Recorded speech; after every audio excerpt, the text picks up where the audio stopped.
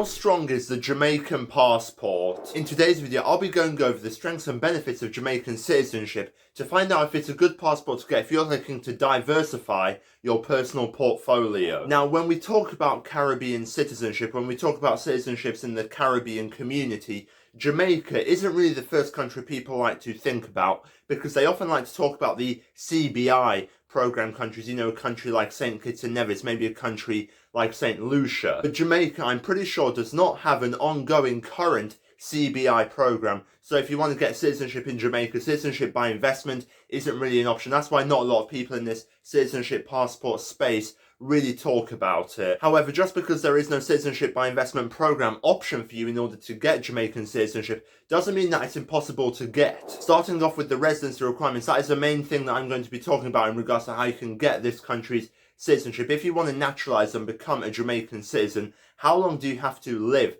in the country? Well, like most countries across the international sector, Jamaica has a residency requirement of a total of 5 consecutive years. So you do not have to worry about Jamaica being a country with extreme residence requirements. I feel like St. Kitts and Nevis has a pretty high residence requirement if you want to naturalize in the country without the citizenship by investment route. I believe it's 15 years. So with Jamaica, 5 years. 5 years, like most countries around the world, is perfect. Now, once again, like with most countries around the world, you also have to have a clean record. You cannot be someone with a dodgy past coming to Jamaica and naturalizing in the country. You have to be a clean person who's going to contribute something to the country and to the society. So in regards to residence requirements, the Jamaican passport isn't difficult to get at all. In fact, most countries around the world have a 5-year residence requirement. So if you feel like Jamaica is the country for you and you want to naturalize there in a short amount of time, 5 years, you live in the country, you naturalize, and then if you want to stay in the country, great. If you want to expatriate to another country, fine. Just be aware that you have to be in Jamaica for 5 consecutive years if you want to get that passport. Now, in regards to the visa requirements, how strong is the Jamaican passport as a travel document across the international sector?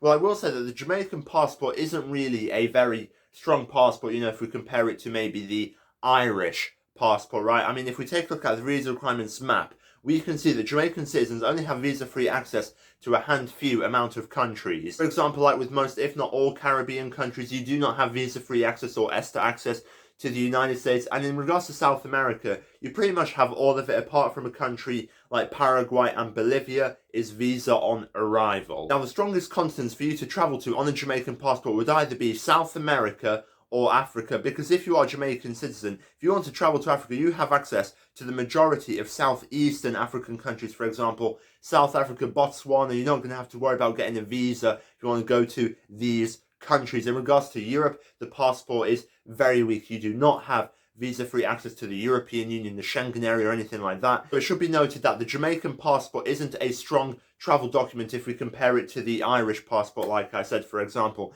It isn't the weakest passport in the world, but just be aware that if you are looking to get a passport with visa-free access maximization, the Jamaican passport isn't going to be that option. If you want to find out how you can get Jamaican citizenship by descent, then be sure to watch a video that my friend Nick from the Millennial Think Tank did. He got Jamaican citizenship by descent, and he made a video talking about the process that he went through in order to get that passport. If you want to find out and watch that video, it'll be linked down below in the description.